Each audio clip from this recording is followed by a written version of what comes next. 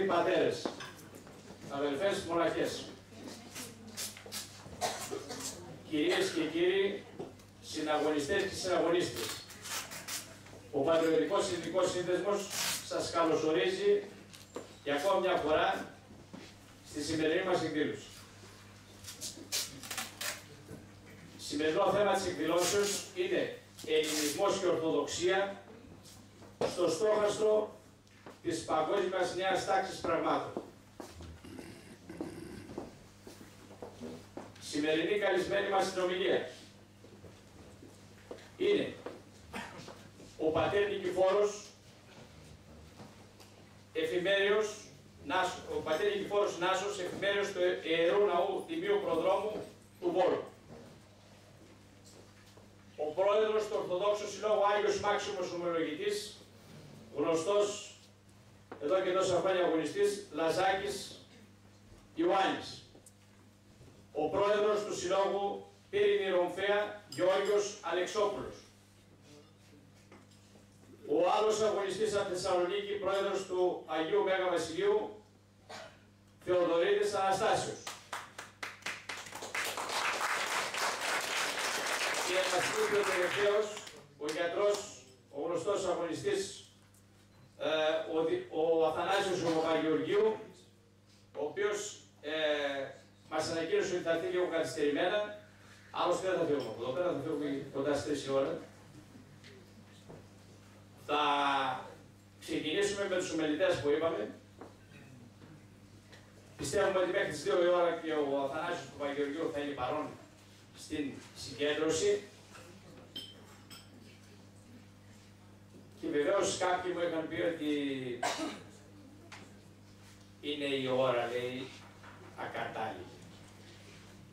Διότι έπρεπε, λέει, να το κάνετε 4 ώρα. Φανταστείτε ότι δεν μπορούμε να αφήσουμε το φαγητό μας έστω και για μία μέρα. Τι θα πει ακατάλληλη ώρα για έναν χριστιανό αγωνιστή? Τι θα πει για έναν πατριώτη ακατάλληλη ώρα? Δεν υπάρχει ακατάλληλη ώρα για Έλληνες, για Ορθοδόξους χριστιανούς. Και ειδικά αυτή την περίοδο που είμαστε όχι στο κεπέντε που είχαμε πει κάποτε εκεί με τον Αναστάση Θεοδωρίδη πριν 1 χρόνο, 2 που είχαμε κάνει μια ομιλία πάνω στη Θεσσαλονίκη. Τώρα είμαστε στο και 30.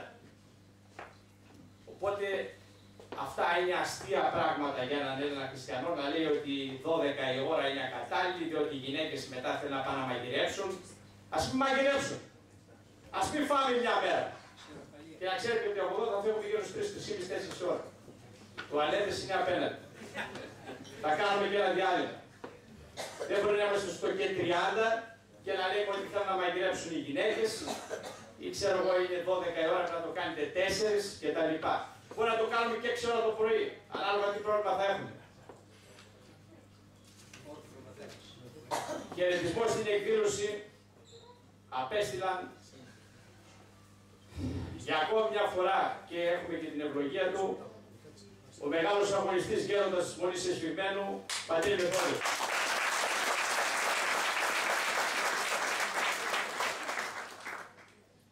Επίσης, ο πρόεδρος του Ορθοδόξου Συλλόγου Κοσμάς Φλαμιάτος, Λαβρέντιος Ντε Τζόρτζιο, πρώην καθολικός, είναι χριστιανός Ορθόδοξος. Θα πρέπει να εξωσύγει εγώ, δεν θέλει να παρασύσει ένα μιλητής, δυστυχώς ένα ταξίδι που είχε δεν μπορούσε να το αναβάλει. Επίσης, την ευλογία, διότι πήρα και, και από τον Δέσποτα Αθανάσιο, πήραμε και την ευλογία για τη συγκεκριμένη εκδήλωση. Και ο πατριωτικός, το αδελφό σωματείο, ο Πατριωτικός Σύλλογος Μονάχου, απέστειλε και αυτός χαιρετισμό. Μας τιμούν με την παρουσία τους οι συναγωνιστοί και το αδελφό σωματείο Πατριωτική Κίνηση Ματίας που έρθουν από τη Βέρεια.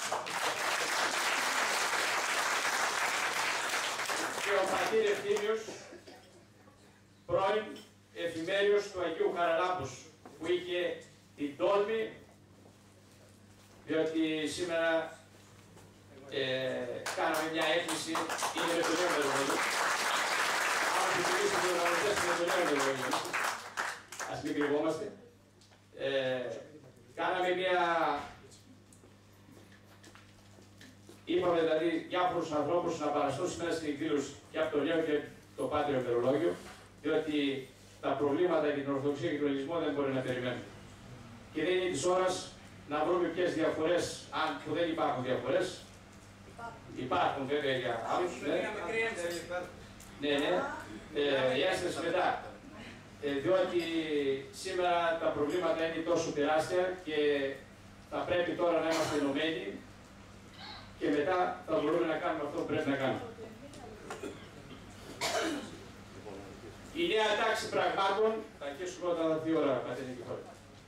Η νέα, άλλωστε δεν φεύγουμε από εδώ πέρα και μην φοβάσαι τα μπλόκα, διότι από τον παλαιό δρόμο που θέλετε να πάτε στον Βόλο δεν υπάρχει περίπτωση να κλείσουν οι αγρότες στον παλαιό δρόμο για τον Βόλο.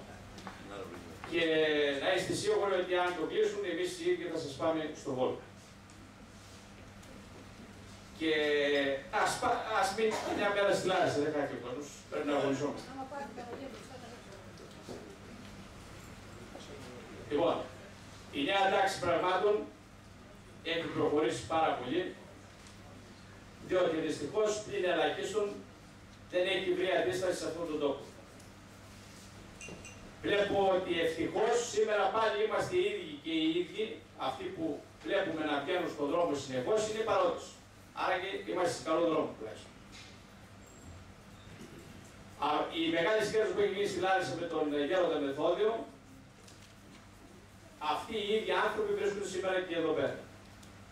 Μάλιστα τον Γέροντα τον προσκαλέσαμε να κάνουμε μια μεγάλη συγκέντρωση μόλις ανοίξει ο καιρός, ή 30 Μαρτίου ή 30 Απριλίου, αν μπορεί και ο ίδιος, στην κεντρική πλατεία της Λαρίσης. Διότι έξω είναι η μεγαλύτερη ομολογία, όχι ότι εδώ δεν είναι. Διότι είναι ο καιρός και φοβηθήκαμε μην τυχόν έβρεχε. Αν και τον Νοέμβριο, θυμάστε, είχαμε πει ότι τα σύννεφα παντού έβρεχε εκτός από τη Λάρισα, όταν είχε γίνει η εκδήλωση. Λοιπόν, η νέα τάξη πραγμάτων για να τελειώνει έχει βρει μεγάλη απίκηση στην Ελλάδα. Δυστυχώς, σε αυτό το έθνος, σε αυτούς που ο Θεός, εμείς είμαστε περιουσιός λαός, ας μην κρυβόμαστε, διότι δεν υπάρχουν αντιστάσεις. Οι πολιτικοί τα έχουν ξεπουλήσει όλα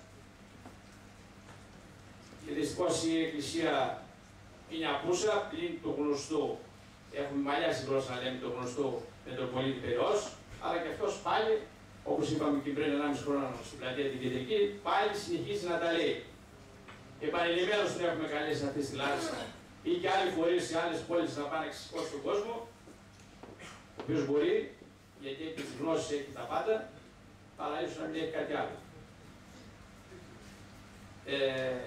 Οι συνήθεις ύποπτοι είναι εδώ που αγωνίζονται συνεχώς, αλλά εγώ πιστεύω ότι στο τέλος η Ορθοδοξία θα νικήσει. Και τι να πούμε για το τέμενος που γίνεται στην Αθήνα. Ελπίζω κάτι να γίνει και να μην γίνει. Να υπάρξουν πολλές γουρονοκεφαλές. Να πούμε για τη συμβίωση που προωθούν τώρα τελευταία, μάλιστα είχαμε κάνει μια εκδήλωση εδώ την αίθουσα εναντίον της συμβίωσης. Να πούμε για τον γάμο των ομοφυλοφίλων, να πούμε πισοβλέτων, να πούμε για την κάψη των νεκρών. Δυστυχώς το πρώτο από το φροντίδιο που θα γίνει στην Ορθόδοξη Ελλάδα θα γίνει δίπλα μας εδώ στο Βόλο. Το πρώτο από το φροντίδιο. Και ο εκεί Μητροπολίτης Ιγνάτιος έβγαλε μια χλιαρή ανακοίνωση. Φαίνεται ότι τον κορονίζουν για νέο αρχιεπίσκοπο. Να πούμε για τα τσιπάκια που έχουν βάλει ήδη στα ζώα και τώρα θέλω να βάλουν και στα τσοπαρόσκυλα και σε όλα τα άλλα τα ζώα. Να πούμε για τις Κυριακές. Δεν θα γινόταν αυτά βέβαια στους Εβραίους τα Σάββατα, δεν θα ήταν ανοιχτά τα μαγαζιά. Να πούμε για μια πληροφορία που διαδίδεται στο διαδίκτυο ότι ενδεχομένως τα παιδιά που θα γεννιόνται από το Μάιο και μετά θα τα βάζουν τσιπάκια. Διαδίδεται συνέχεια. Τώρα είναι αλήθεια, δεν είναι? Το ρίχνουν για να δουν τι αντιδράσεις θα υπάρξει στον κόσμο. Θα το δούμε, πάντως εμείς εδώ θα είμαστε πάλι για να ξαναβγούμε στον δρόμο.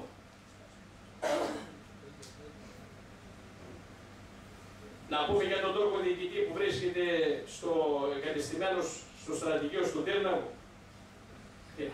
Να πούμε για τον Γάλλο διοικητή που βρίσκεται εγκατεστημένος στη θρηλυκή στρατιά μας, στη Λάρισα, και από εκεί θα επιτίθονται στην κεντροαφρικανική δημοκρατία, τα τσιράκια της νέας τάξης πραγμάτων. Να πούμε ότι στο ολοκαύτωμα των Εβραίων που ετοιμώσαν εδώ στη Λάρισα ήταν όλοι υποψήφοι δήμαρχοι και οι νυν δήμαρχοι και οι νυν περιφερειάρχες στην Εβραϊκή Συναγωγή στη Λάρισα. Σωστά για όσους θέλουν να ψηφίσουν. Ήταν όλοι υποψήφοι δήμαρχοι και αν τους ψηφίσετε τι θα πάτε. Ήταν όλοι υποψήφοι δήμαρχοι μέσα στην Εβραϊκή Συναγωγή της Λαρίσης. Εννοείται και ο νυν δήμαρχος και ο νυν περιφερειάρχης. Και κάποιος πρέπει να τους πει αυτούς τους ανθρώπους ότι για λόγους θρησκευτικής συνείδησης δεν πρέπει να παρήσετε μέσα στη συναγωγή. Ευτυχώς φέτος δεν υπήρξε, πατήρ Ευθύμη, εκπρόσωπος της Ιεράς Μητροπόλεως της Λαρίσης. Δηλαδή, εγώ τα παρακολουθώ κάθε χρόνο. Ναι, λέω για τη συναγωγή Λαρίσης. Διότι εγώ κάθε χρόνο παρακολουθώ και πηγαίνω στην Εβραϊκή Συναγωγή της Λαρίσης. Φέτος, ευτυχώς, δεν ξέρω τι έγινε και δεν υπήρξε εκπρόσωπος της Ιεράς Μητροπόλεως μέσα στην Εβραϊκή Συναγωγή. Όλα αυτά και άλλα πολλά τα οποία θα τα αναλύσουν οι ομιλητές και τι μπορούμε να κάνουμε. Επίσης θα υπάρξουν τοποθετήσεις και από όσοι θέλουν να τοποθετηθούν. Σήμερα το κάνουμε σαν ημερίδα. Ημερίδα λέγεται αυτό. Το οποίο θα διαρκέσει 2-3 ώρες, 3,5, δεν ξέρω πώς θα διαρκέσει. Και βεβαίως θα πρέπει να φύγουμε από εδώ πέρα, ας πούμε συσσαγωγικά μορφωμένοι, και τι πρέπει να κάνουμε. Και ευτυχώς σε όλα τα προσκλητήρια βλέπω ότι είστε παρόντες. Άρα και είμαστε σε καλό δρόμο. Είμαστε σε καλό δρόμο. Είχε γίνει και πριν 2 εβδομάδες περίπου στην Καβάλα μια συγκέντρωση εκεί με το Γέροντα Μεθόδιο. Ενδεχομένως να γίνει και μια στην Ξάνθη. Αλλά εκείνο που πρέπει να πείσουμε τον Παπαγεωργίου που μπορεί να έρθει εδώ μετά από μια ώρα, ξέρω εγώ, να το πείσουμε ότι πρέπει να πάμε όλοι να γίνει ένα μεγάλο συναντήριο στο Βοτανικό εναντίον του τζαμιού. Που πάνε να εγκριθεί με 946.000 ευρώ, τα οποία τα πληρώνει το ελληνικό κράτος και την έκταση την έδωσε το ναυτικό. Το ναυτικό το δικό μας έδωσε έκταση να αναγείρουν οι μουσουλμάνοι εδώ πέρα στην Ελλάδα τέμενος και απέναντι από την Ακρόπολη. Λοιπόν, όλα αυτά βλέπετε ότι προχωρούν τα σχέδια της νέας τάξης πραγμάτων, διότι η αντίσταση είναι σχεδόν ανύπαρκτη πλην εμάς που βρισκόμαστε εδώ και κάποιων άλλων ανθρώπων. Γι' αυτό πλέον όταν θα γίνουν αυτά τα πράγματα, μάλλον να μην γίνουν εύχομαι, θα πρέπει να είμαστε εκεί και να τα αποτρέψουμε. Θα ξεκινήσουμε λοιπόν την ομιλία με τον πατέρ Νικηφόρο, ο οποίος θα μας κάνει μια πνευματική ενημέρωση του θέματος και μετά οι άλλοι αγωνιστές της Ορθοδοξίας θα πούν τι πρέπει να κάνουμε και τι συμβαίνει σήμερα στην Ελλάδα. Σας ευχαριστώ.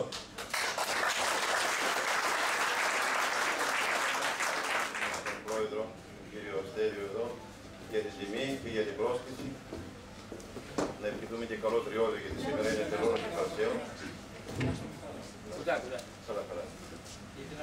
Και επειδή θα ακούσετε μετά από τους αδερφούς για τον πόλεμο που δέχεται η Ορθοδοξία και ο Ελληνισμός, καλό είναι να ξέρουμε, βέβαια ξέρουμε, αλλά και η επανάληψη είναι η μητέρα της μαθήσεως, όπως λέει ο Ιερός Χριστός μας που εορτάζει σήμερα που την αναπομενή του Λιψάνου, το Αγίου Χριστόμου.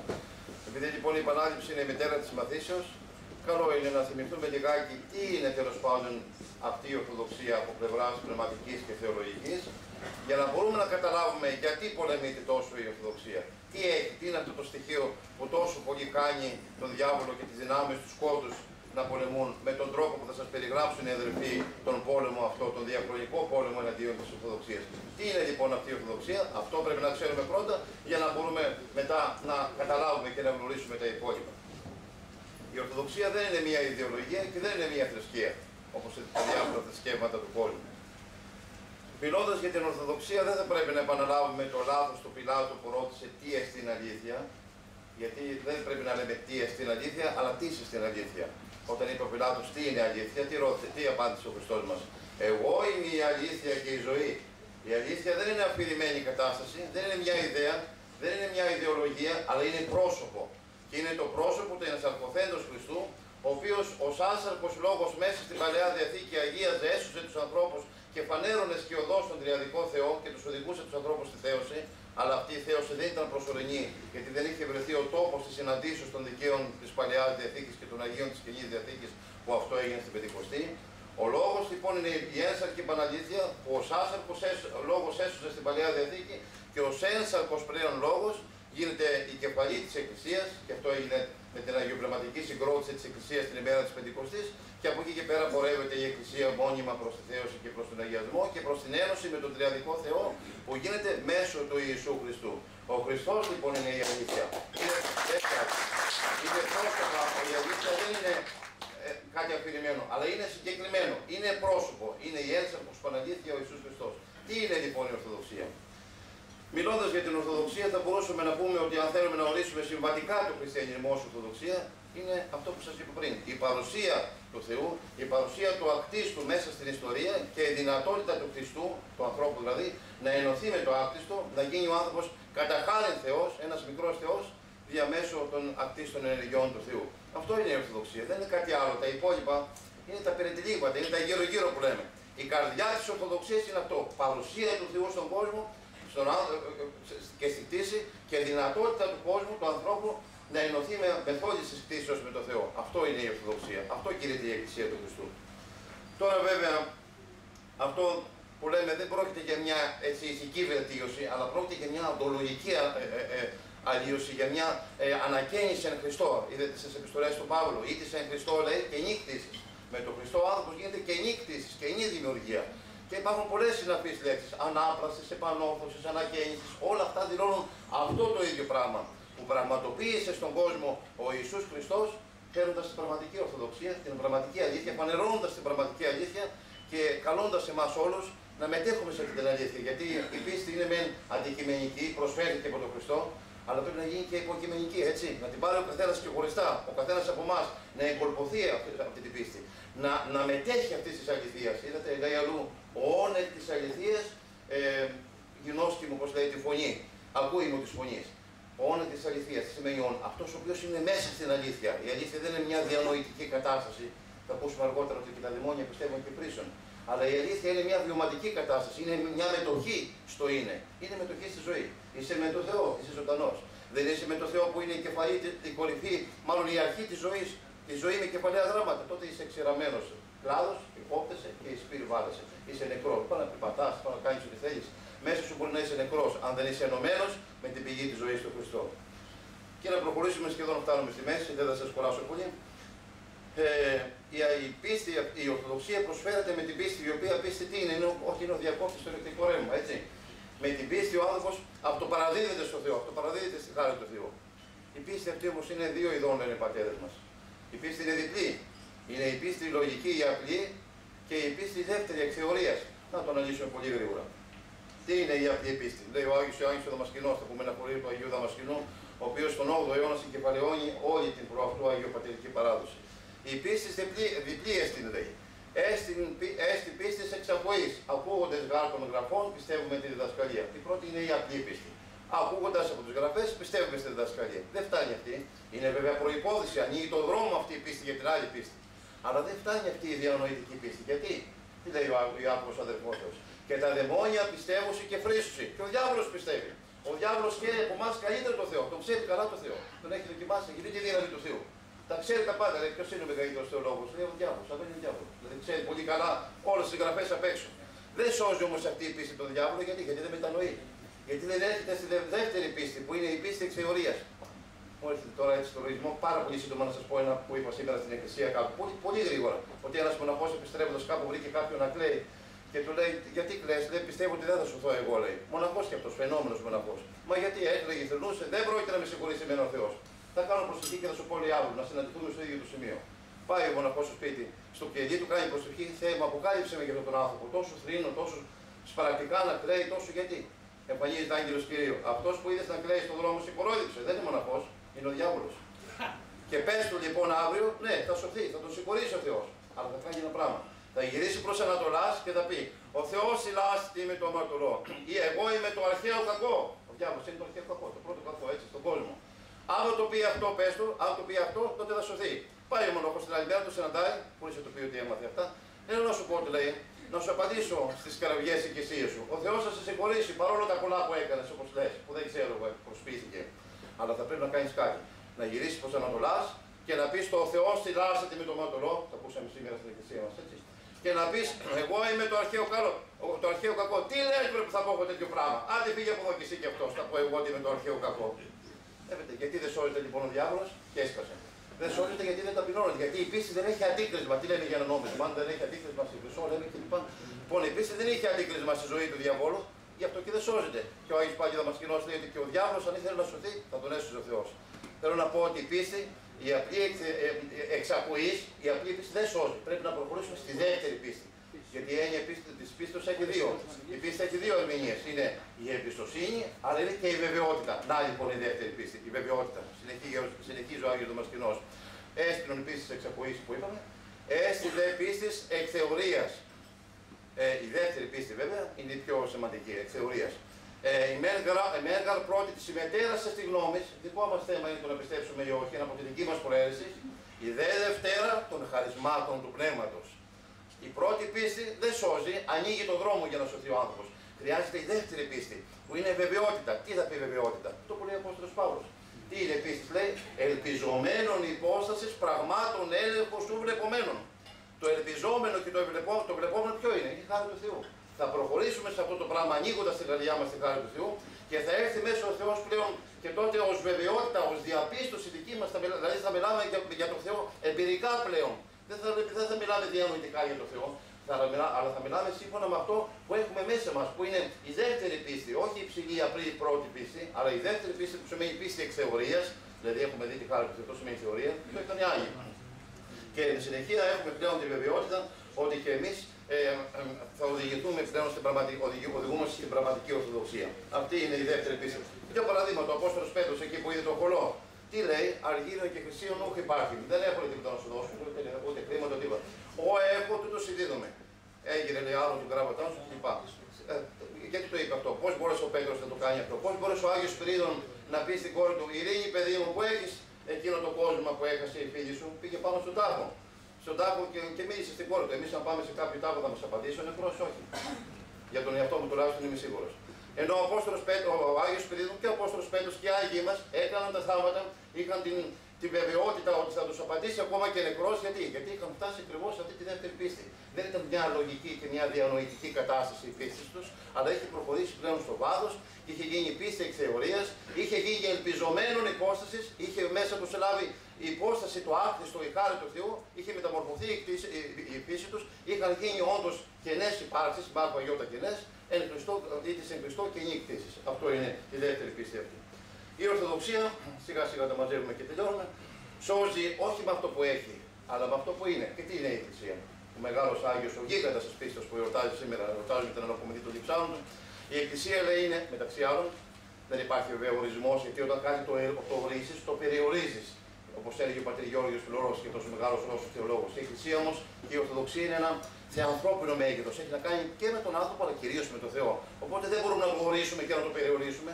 Γι' αυτό χρησιμοποιούν διάφορες εικόνες οι πατέρες μας. Και ο Απόστολος Παύλος, σώμα Χριστού, και στο Ευαγγέλιο, ότι είναι κύβωτος, ότι είναι ναύση, ότι είναι ζύμη, ότι πολλά πράγματα η Εκκλησία. Λέει λοιπόν ο Άγιος Χρυσόστομος. Η Εκκλησία τι είναι? Λέει δύο πράγματα και με αυτά σώζει. Όχι με αυτά που έχει, αλλά με αυτό που είναι. Προσέξτε αυτό. Τι είναι αυτό? Τι είναι η Εκκλησία? Ιατρίων πνευματικών και εργαστήριων της αγιότητος.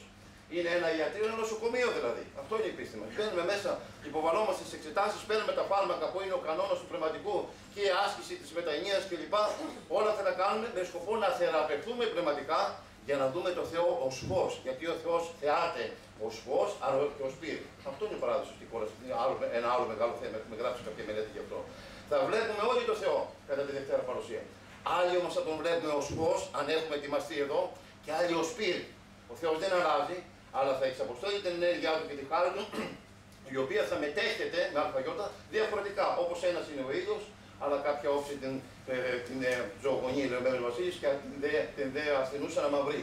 Κάποιος που έχει πρόβλημα στα μάτια θα τυφλωθεί. Δεν φταίει ο ήλιος, φταίνε τα μάτια. Λοιπόν, ανάλογα με τις προϋποθέσεις μας και με τη μετάνοιά μας και με τον πνευματικό μας αγώνα εδώ, ανάλογη θα είναι και εκείνη η θέα εκεί. Θα δούμε το Θεό ως φως ή ως πυρ. Να λοιπόν γιατί λέει ο Άγιος Χρυσόστομος ότι η Εκκλησία θεραπεύει. Η Εκκλησία σώζει με τη θεραπεία που προσφέρει μέσα. Θεραπευόμαστε για να φτάσουμε τέλος πάντων σε αυτό ακριβώς το σημείο. Να είναι καθαρή η ψυχή μας, καθαρό το είναι μας για να δούμε το Θεό ως φως και όχι ως πυρ. Και το δεύτερο, ποιο είναι το δεύτερο? Εργαστήριον αγιότητος. Ιατρίων πνευματικών και εργαστήριων αγιότητος. Τι θα πει εργαστήριον αγιότητος? Ένα εργοστάσιο που παράγει λείψανα, να το πούμε έτσι απλά. Και πώς φαίνεται αυτό? Πάτε στον Άγιο Σπυρίδωνα, στον Άγιο Γεράσιμο, στους Αγίους και θα δείτε εκεί πέρα τι σημαίνει εργαστήριο αγιότητος. Εκεί είναι τα λείψανα των Αγίων που έχουν αναστείλει τους φυσικούς νόμους της Θωράς και την δυσοσμία που πρέπει να λείψανο μετά την αποσύνθεση. Γιατί εκεί πέρα έχει ανασταλεί η ιατριδιάλυση του κυταρικού συστήματος. Και το βλέπεις από το 348 Άγιο Σπυρίδων ολόκληρος. Ο Άγιος Άννης ο Ρώσος και άλλοι Άγιοι.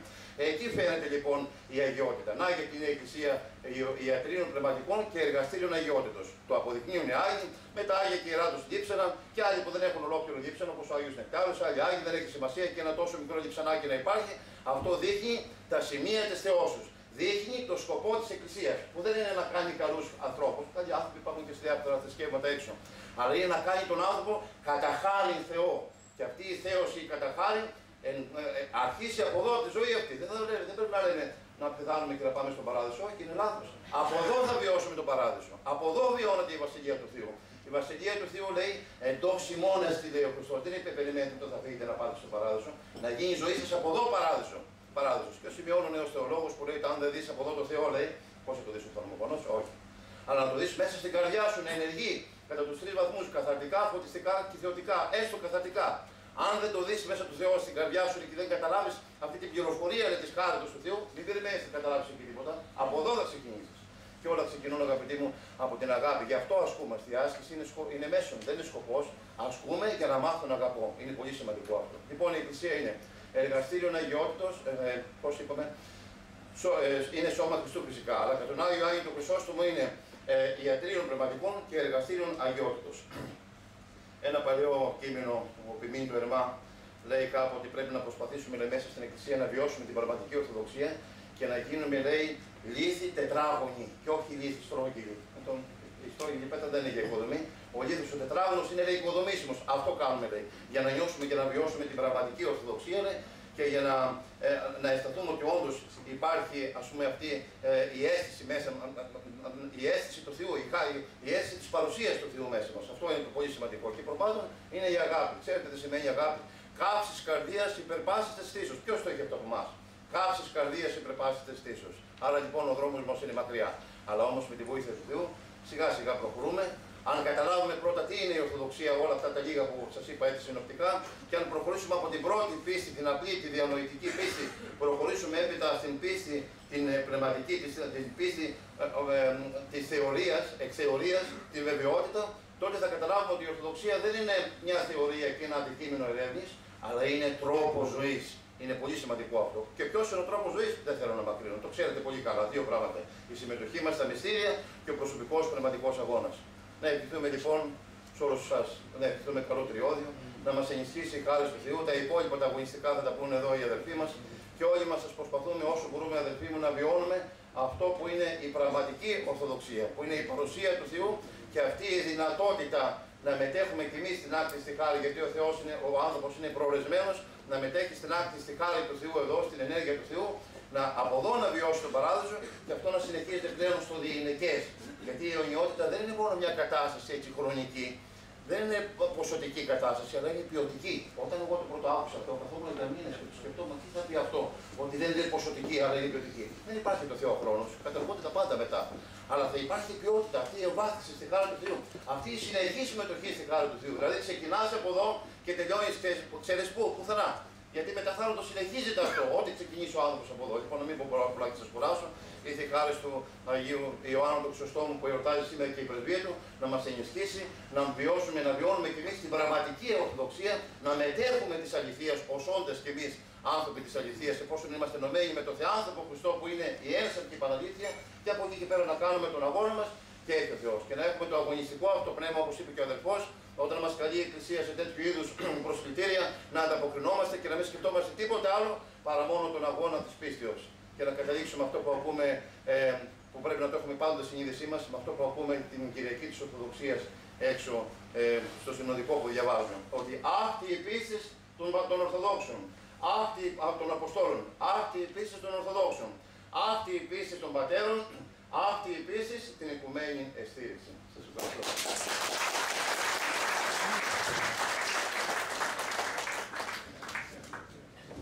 Ξεκινήσαμε την ομιλία με μια πνευματική ενημέρωση. Θα δώσουμε τώρα το λόγο σε επαναστάτες λαϊκούς, τους οποίους όλους τους ξέρετε από τους αγώνες. Εγώ δεν είμαι επαναστάτης, πολύ παρόν κάποιος. Έτσι.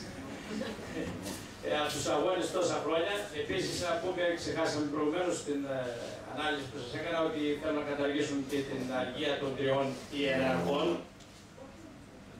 Αυτή η γενίτσαρη πολιτική, διότι δεν είναι οι προδότες, είναι χειρότεροι, είναι οι γενίτσαροι. Άλλο προδότης, άλλο είναι πιο χειρότεροι, είναι οι γενίτσαροι. Και βεβαίως πάνω να το περάσουν τώρα σιγά σιγά. Κατάργηση και της αργίας του Αγίου Ιωάννη, σε 7 του μηνός για να μην έχουν περισσότερες αργίες μαθητές. Αλλά δεν είναι αυτό, είναι πιο πολύ για την Ορθοδοξία. Και οι 3 ιεράρχες φυσικά, το οποίο δυστυχώς αν δεν υπάρξει από εμάς αντίδραση, θα την καταργήσουν για τους δασκάλους και οι δάσκαλοι, οι καθηγητές θα διαρκευτούν μόνο γιατί θα χάσουν την άργια, όχι το πνευματικό. Ας ελπίσουμε έστω και έτσι να διαμαρτυρηθούν οι δάσκαλοι και οι καθηγητές, ώστε να μην καταργηθεί αυτή η μεγάλη αργία που είναι για τους μαθητάς και για τους δασκάλους. Όπως μου είπε ο συναγωνιστής από τη Βέρεια, θα μας τα πει και ο Αναστάσης, ο οποίος θα είναι επόμενος ομιλητής, πρόεδρος του Αγίου Βασιλείου, ο Θεοδωρίδης, κύριος ο ανεκδίκητος δήμαρχος της Θεσσαλονίκης, ο οποίος ελπίζουμε να μην ξαναεκλεχτεί τώρα. Αν και τέτοιοι ως λαός που είμαστε, τέτοιοι μας αξίζουν να μας κυβερνούν δυστυχώς. Είναι στη σκέψη του να γκρεμίσει το σύμβολο της Θεσσαλονίκης στο Λευκό Πύργο. Έχει δώσει ονομασία, επειδή υπάρχουν πολλοί Αλβανοί στην Θεσσαλονίκη, πλατεία Βυραχίου. Πλατεία Καραϊσκάκη, παρακαλώ. Και ονομάζονταν πλατεία Καραϊσκάκη. Επίσης ετοιμάζει να ισλαμοποιήσει και να ευρωποιήσει την Θεσσαλονίκη. Ελπίζουμε έστω και την στιγμή στις αυτές τις εκλογές, θα μπει και άλλοι καλύτεροι, αλλά αυτός έχει ξεπεράσει κάθε όριο. Καλύτερο στο βήμα λοιπόν ο πρόεδρος του Αγίου Βασιλείου Αναστάσης Θεοδωρίδης να μας αναλύσει το θέμα.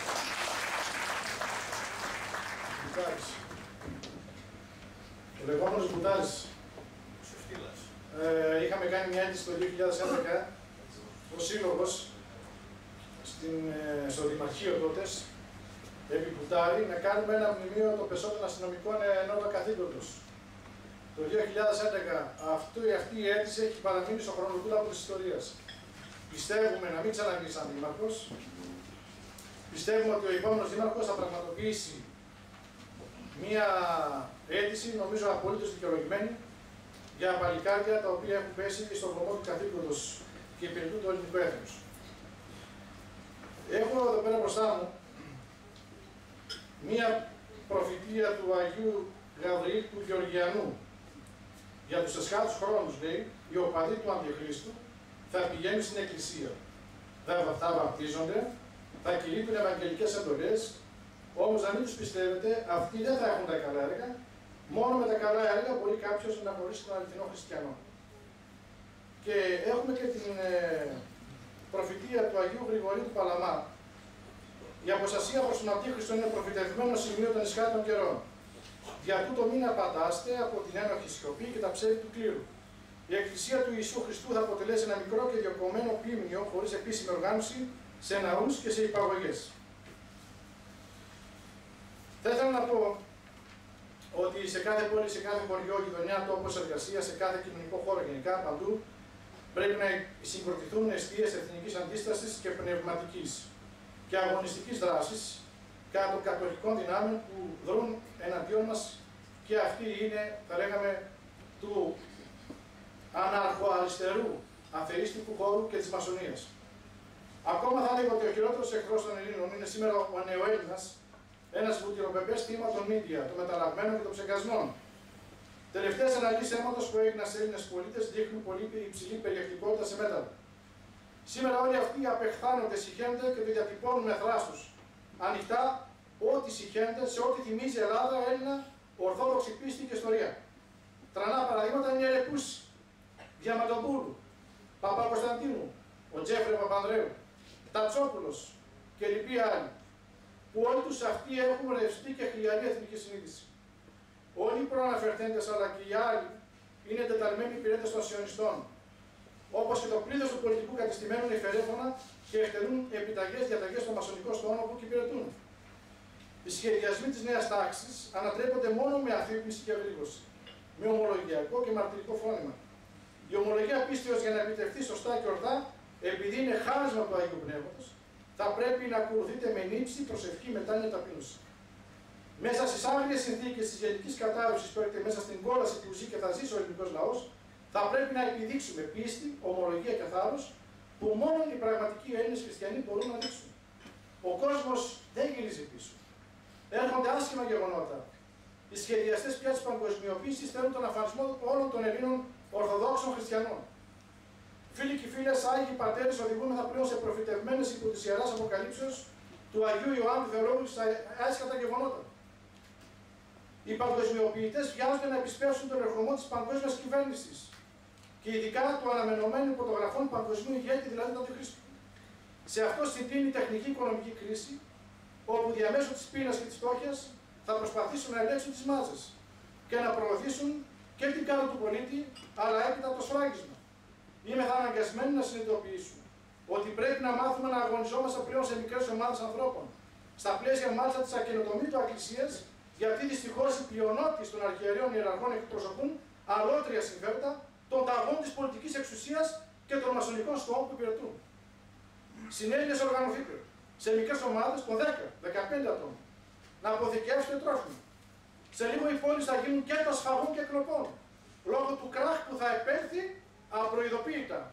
Όλα αυτά για να οδηγηθούν οι άνθρωποι στο σφράγισμα, γιατί μόνο έτσι θα βρίσκει πλέον κάποιο τρόφιμα. Ο Αρμαγεδόν. Σε λίγο καιρό θα λάβει χώρα για πολεμικών σειράξεων στη Συρία, στο Ιράν, όπου μετά έρχεται το χάος. Λοιπόν, σημαίνει η έξαρση των πυρηνικών οδών, που σημαίνει η καταστροφή της ανθρωπότητας εξαιτίας της ραδιενέργειας και των αστικών κυμάτων, πάνω από το 1/3 της ανθρωπότητας θα πεθάνει. Μετά το χάος θα υποσχεθεί η νέα τάξη να φέρει την τάξη. Και αυτός είναι ο Αντίχριστος. Θα υπέρθει άκρα ερήμωση της γης, κατάλυση των πάντων, των εθνών, των θεσμών, τα πάντα. Γι' αυτό λοιπόν μην παρασέρνεστε ότι ενδιάμεστα θα έρθει κάποια επίγεια βασιλεία για να μας πλανήσουν όλους και όλες εμάς. Αυτά τα τάζουν μόνο οι αιρετικοί, που μας ομιλούν για χιλιετή βασιλεία, καλοπέραση στην γη. Ο Θεός ο δικός μας τάζει μόνο πνευματική κουράνια δόξα. Είμαστε πολύ μέσα στα γεγονότα της Ιεράς Αποκαλύψεως. Οι λιχνίες του Κυρίου ήδη πραγματοποιούν το θεάρεστο έργο της ομολογίας πίστεως. Εκτός αν οι άνθρωποι περίμεναν κάποια ειδική πρόσκληση για να τηρηθούν τα αυτονόητα. Στην εποχή του Αντιχρίστου, που είναι αυτή η οποία ζούμε, θα επαναληφθεί ότι έγινε και στην πρώτη παρουσία του Χριστού στη γη, όπως πολύ καλά γνωρίζουν εδώ οι θεοφόροι πατέρες, στο καταμαθαίο Ευαγγέλιο που είπε ο Χριστός σε απάντηση των μαθητών, ή θέλετε δέξαστε, ούτως εστίν ο Ηλίας ο μέλλον έρχεστε, δηλαδή στο πρόσωπο του Αγίου Ιωάννου του Βαπτιστή, εκπληρώθηκε η μεγάλη προφητεία του Παμεγίστου προφήτη Ηλία. Στην εποχή μας οι ύποι της Αποκαλύψεως εμφανίστηκαν. Οι σάλπικες ακούστηκαν. Το χάραγμα εμφανίστηκε. Ο Αρμαγεδόν, όπως προαναφέραμε, σε λίγο θα πραγματοποιηθεί. Ό,τι συμβαίνει σήμερα είναι το ετύπιο του Αντιχρίστου. Τα μεταλλαγμένα τρόφιμα, οι αεροψεκασμοί, τα γενώσιμα φάρμακα. Αυτός κρύβεται πίσω από τις μαριονέτες, από τους πολιτικούς μας και όλους αυτούς. Τα γεγονότα της 7ης Σφραγίδας με τις 7 σάλπικες σε λίγο θα πραγματοποιηθούν μέσω του επικείμενου πυρηνικού πολέμου ολοκαυτώματος. Δηλαδή θα επέλθει η καταστροφή της ατμόσφαιρας, της μαγνητόσφαιρας, που είναι το προστατευτικό περίγραμμα της γης, η οποία μαγνητόσφαιρα απομακρύνει τα ουράνια σώματα. Όμως με την καταστροφή όλων αυτών των προστατευτικών περικαλυμάτων της γης, η γη θα γίνει μαγνήτης πόλος έλξης όλων των ουρανίων σωμάτων. Να ρίπτονται μετεωρίτες, θα γίνει αλλίωση των φυσικών στοιχείων με ακραίες μεταβολές, με συνέπεια και εδώ να συμβούν και εκρήξεις ηφαιστείων, της δημιουργίας τσουναμιών. Άρα λοιπόν, αδελφοί, η γη θα χάσει το χρώμα και την ομορφιά της, θα καταστεί μια άμορφος μάζα ασπρόμαυρου χρώματος, δηλαδή με μια λέξη η γη θα γίνει πανομοιότυπη με την κόλαση. Άρα κρίμα που δεν θα φάμε με χρυσά κουτάλια. Ο Αντίχριστος ζει. Αυτός είναι που αποφασίζει τη διάλυση της Ελλάδος, την παγκόσμια πτώχευση των εθνών. Γι' αυτό και οι πολιτικοί άρχοντες της χώρας σκύβουν συνέχεια το κεφάλι, γιατί είναι οι υπηρέτες αυτού του οποίου υπηρετούν. Αυτός ετοιμάζει τον επικείμενο πόλεμο του Αρμαγεδόν Συρία-Ιράν και ήδη πρόσφατα 10 έθνη της Ευρώπης όπως είναι η Γερμανία, η Αυστρία, το Βέλγιο, η Δανία, η Γαλλία, η Ιταλία, Λουξεμβούργο, Ολλανδία, Πορτογαλία, Πολωνία και Ισπανία συναντήθηκαν μυστικώς στις Βρυξέλλες με θέμα την εγκαθίδρυση εδώ και τώρα της παγκόσμιας κυβέρνησης. Σήμερα δεν ήρθαμε να πούμε λόγια έτσι για να χαϊδεύσουμε τα αυτιά, ήρθαμε να πούμε κάποια πράγματα αλήθειας για να ξέρουμε πού ακριβώς βρισκόμαστε. Σήμερα εφιαλτική είναι η κατάσταση στον πλανήτη Γη. Καιρικά φαινόμενα φύσικα μας προειδοποιούν.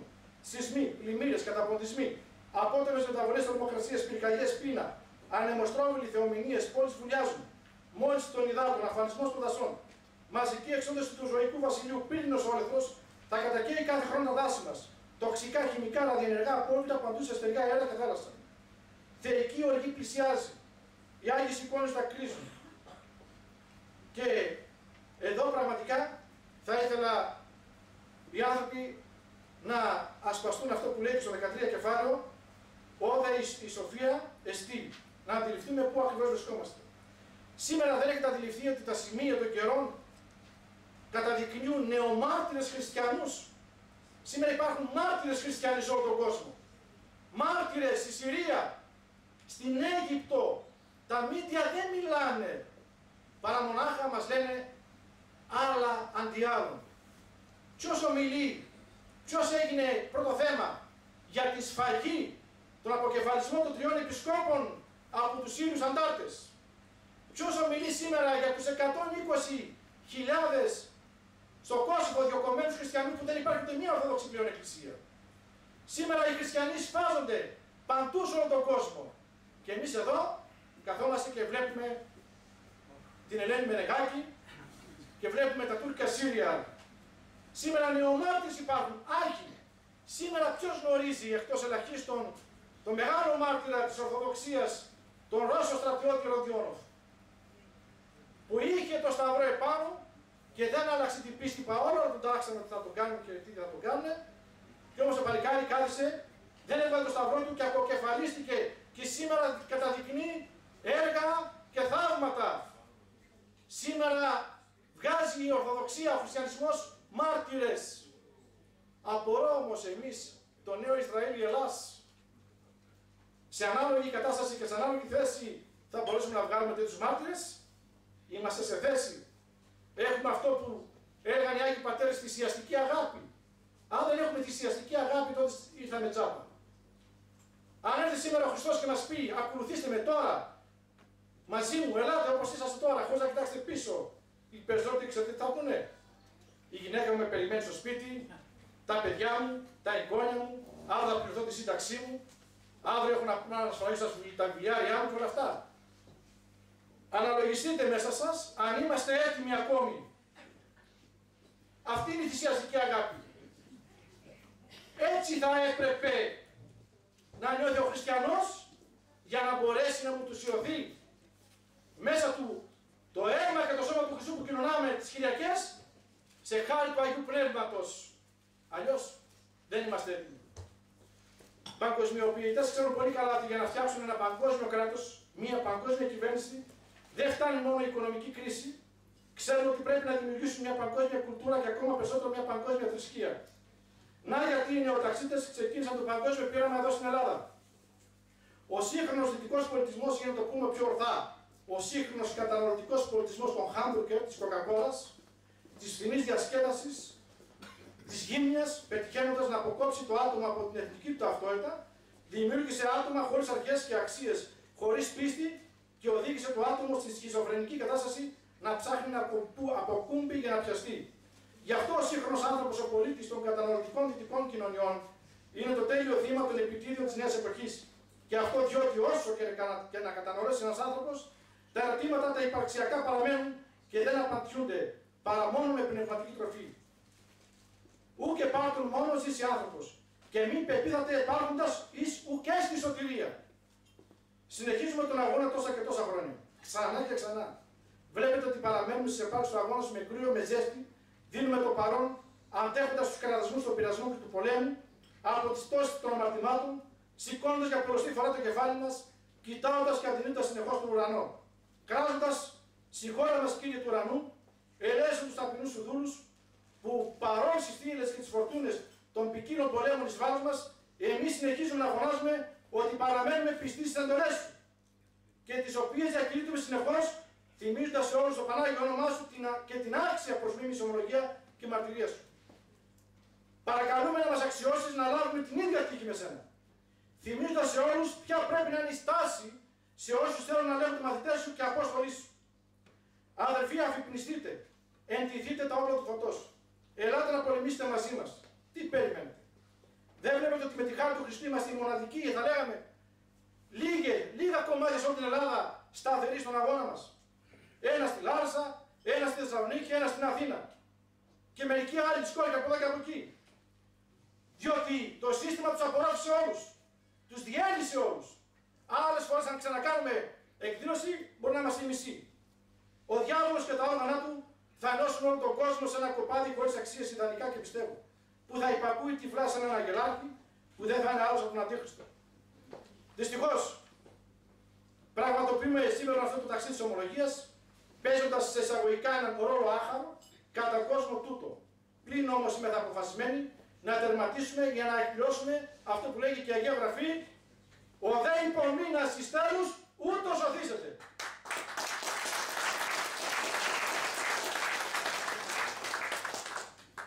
Έλληνα, η ώρα της δικής σου ευθύνης ήρθε, για την πίστη σου, την ιστορία σου. Το είπα και παλιότερα.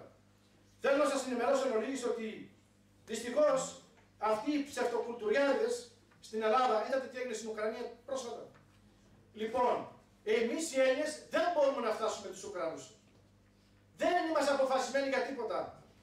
Γιατί και τα κινήματα των αγανακτισμένων παλαιότερα και όλα αυτά ήταν όλα μια προβοκάτσια της νέας τάξης πραγμάτων για να εκτελώσουν το θυμό του κόσμου.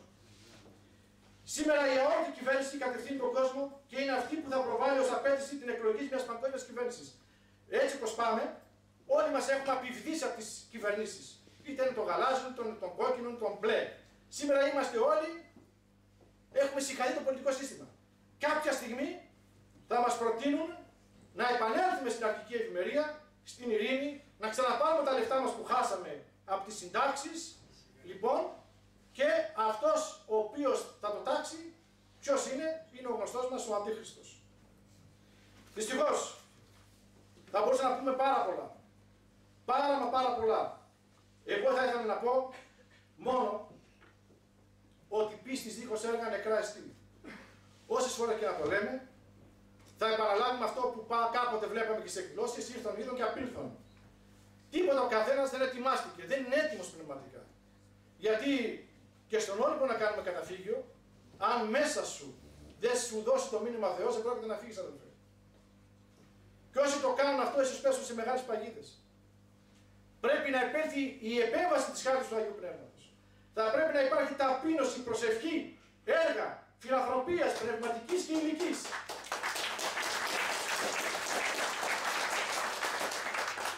Σήμερα δεν ήρθαμε εδώ να πούμε μεγάλα λόγια. Ζήτω η Ορθοδοξία, ζήτω η Ελλάδα. Σήμερα να πούμε αλήθειες.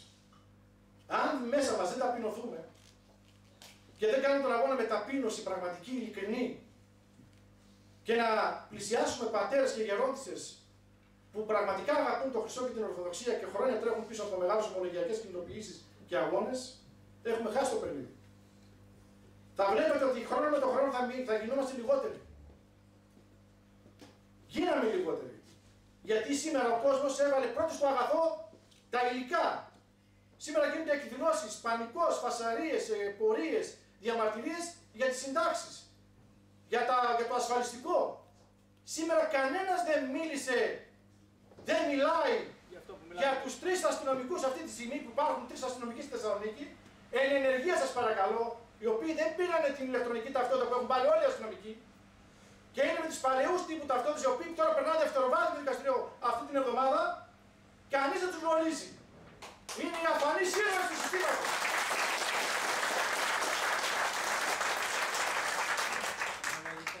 Σήμερα αρισκόμαστε όλοι περισσότερο να μιλάμε με πομπόδι λόγια, να λέμε ωραία λόγια, να αγαπηθούμε, να πούμε τι ωραία που τα είπε σήμερα που τα ακούσαμε. Σήμερα εμείς όταν φύγουμε από εδώ θέλω να προβληματιστείτε κατά πόσο είμαστε έτοιμοι πραγματικά να κάνουμε το μεγάλο βήμα. Και το λέγει μέσα η Αποκάλυψη ότι μπορεί να ζούμε ακόμα στις πόλεις, αλλά θα πρέπει να γίνουμε όπως τα Σόδομα και τα Γόμορα, όπως ο Λότ και η οικογένειά του. Θα πρέπει να απομονωθούμε από τους περισσότερους ανθρώπους φαύλους οι οποίοι μας περιστοιχίζουν. Θα πρέπει να απασχοληθούμε πνευματικά με την ψυχή μας και με την εξομολόγηση. Να μπορέσουμε να κοινωνήσουμε, να λάβουμε σώμα και αίμα Κυρίου, γιατί χωρίς την ένωση με τον Θεό δεν μπορούμε να κάνουμε τίποτα. Και σιγά σιγά να παρακαλούμε τον Θεό να μας δώσει τη δύναμη η οποία μας λείπει από μέσα μας. Αν χρειαστεί και το φέρει πίσταση, ακόμη και τώρα, να βρούμε τη δύναμη και το κουράγιο να επαναλάβουμε, να εκπληρώσουμε καλύτερα, θα ήθελα να πω, αυτό που λέγει Αποκάλυψη για τη φυγή της Εκκλησίας. Να ετοιμαστούμε, αδελφοί. Γιατί όσο παραμένουμε στο σύστημα, θα προβιστούμε και θα παγιδευτούμε άπαντες. Στο Σύλλογο Άγιος Βασίλης της Θεσσαλονίκης, που κάθε Δευτέρα εμείς μιλάγαμε με 150-200 άτομα, σήμερα έρχονται ούτε οι μισοί, είναι αυτό ακριβώς. Γιατί κρίναξε η γυναίκα τους, γιατί κρίναξε το μωρό τους, γιατί κόψαν τη σύνταξή του, γιατί.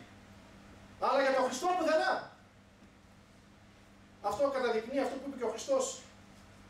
Και το λέει μέσα στους Ευαγγελιστές, ότι αν δεν λάβετε, αν δεν φάγετε το σώμα μου και δεν πείτε το αίμα μου, δεν έχετε ζωή αιώνιων. Το παρεξήγησαν τον λόγο του Κυρίου και τον εγκατέλειψαν οι άπαντοι συμμαθητές εκτός των γνωστών 12 μαθητών. Μήπως συμβαίνει και σήμερα και το ίδιο? Μήπως και σήμερα συμβαίνει το ίδιο? Πριν μια εβδομάδα μου έγινε μια κλήση από ένα πολιτικό κόμμα που είναι στην Βουλή μέσα για να κατέβουμε στις επόμενες εκλογές. Απείλησαν αν ήθελα τη δόξα των ανθρώπων, θα μπορούσε να ήμουν πολιτικός εδώ και 15 χρόνια, άνθρωποι. Απέριψα πρόταση παλαιότερη μεγάλου καναλιού το 2005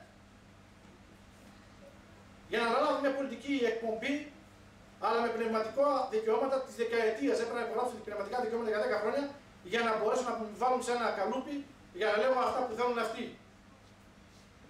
Σήμερα θα πρέπει να θυσιάσουμε πολλά αν θέλουμε να δούμε το Χριστό κατάφατα. Κάθε μέρα φεύγει και ένας συνάνθρωπός μας. Οι άνθρωποι πεθαίνουν. Οι αρρώστιες στερίζουν. Άρα είμαστε ένα προσωρινό. Έχουμε ένα προσωρινό πέρασμα στη γη αυτή. Εάν πραγματικά θέλουμε να είμαστε ειλικρινείς, θα πρέπει να μιλήσουμε με ειλικρίνεια στον καθρέφτη με τον εαυτό μας. Ποιοι είμαστε, τι θέλουμε από τον Χριστό, να πουλήσουμε βιβλία και να βγάλουμε χρήματα, να πουλήσουμε βότανα που τάζουν κάποιοι στο όνομα του Χριστού για να γίνουμε καλά, ή να πουλήσουμε βρακολάστιχα θαυματουργά που έρχονται από την Ασία για να έχουμε σωματική δύναμη. Δηλαδή να γίνουμε χριστοκάπηλοι, να γίνουμε πατριδοκάπηλοι, τι θέλουμε επιτέλους? Για να θέλουμε τον Χριστό, θα ακολουθήσουμε τον δρόμο σιγά σιγά και να βοηθήσουμε όσους είναι στον αγώνα. Να τους ακολουθήσετε χωρίς τυμπανοκρουσίες, χωρίς πολλά. Εγώ δεν έχω να πω τίποτα άλλο. Είχα γράψει εδώ ένα κάρο πράγματα για να πω, δεν έχω να πω τίποτα. Απλώς ο αγώνας έχει αλλάξει μορφή. Να γίνουμε ομάδες μικρές, να συσπηρωθούμε, να έχουμε επαφές μεταξύ μας. Έχουμε ένα πάρα πολύ ωραίο έντυπο το οποίο το έχετε όλοι μπροστά σας. Αυτά που είπα, από εδώ μέσα τα είπα. Η μνήμη μου χάλασε και δεν θυμάμαι πολλά. Και τα είπα από εδώ μέσα. Όσοι θέλετε να την παραλαμβάνετε δωρεάν, χωρίς χρήματα. Λοιπόν, στο τέλος ελάτε εκεί πέρα να σας γράψω τα ονόματά σας, να σας στέλνω κάθε μήνα στα σπίτια σας, ιδίων εσόδων και εξόδων. Εμείς από την τσέπη μας βγάζουμε και δεν βγάζουμε λεφτά στο όνομα του Χριστού μας. Θα πω μόνο μια κουβέντα και να ξέρετε ότι είναι αληθινή. Ότι ζει Κύριος ο Θεός μας. Είναι αληθινή η Ορθοδοξία, αληθινός ο Θεός των Χριστιανών. Θα παρακαλούσα εδώ τους Άγιους Πατέρες για αυτά τα τρία παλικάρια που δίνουν ακόμα με θαύμα θαυματουργό τρόπο, μετά από μια 50ετία αγώνα, παραμένουν στο σώμα και ο ένας μάλιστα είναι και πολύτεκνος με 4 παιδιά, να συμπροσκομιδεί τους, να μνημονεύουν τα ονόματά τους, θα τα δώσουν στο τέλος. Λοιπόν, να μνημονεύουν τα παλικάρια να έχουν δύναμη για να συνεχίσουν. Αγαμέμπτονας και στο δικαστήριο όταν είναι να πάμε. Και ο Θεόδωρος είναι τα δύο παλικάρια, θυμάμαι τον τρίτο τώρα πώς λέγεται, αλλά θα μάθω και το τρίτο όνομα. Λοιπόν, τα παιδιά αυτά δίνουν αγώνα καθημερινό, χωρίς χρήματα. Πότε είναι το δικαστήριο, να πάμε Είναι, στο δικαστήριο. περνάνε, κοιτάξτε, περνάνε ειδικό συμβούλιο της αστυνομίας, είναι πενταμερές εφετείο και το ερώτημα είναι, απόταξη. Είναι η απόταξή τους. Τα παιδιά παλεύουν, παρόλα αυτά δεν κάνουν τίποτα και θα λέγαμε ότι στο 2014 που ζούμε θα μπορούσε να πει τώρα με αυτά θα ασχοληθούμε. Έχουμε τόσα προβλήματα να λύσουμε. Τώρα η κάρτα, η ηλεκτρονική ταυτότητα μας έλειπε. Άμα ανοίξει κάποιος το πορτοφόλι θα δει κάρτες με το τσουβάλι, 10 κάρτες ο καθένας εκεί πάνω. Και όμως βλέπετε πόσο σιγά σιγά μας καταπεί το σύστημα. Ή ο Θεός με δημό, ουδής καθημάς.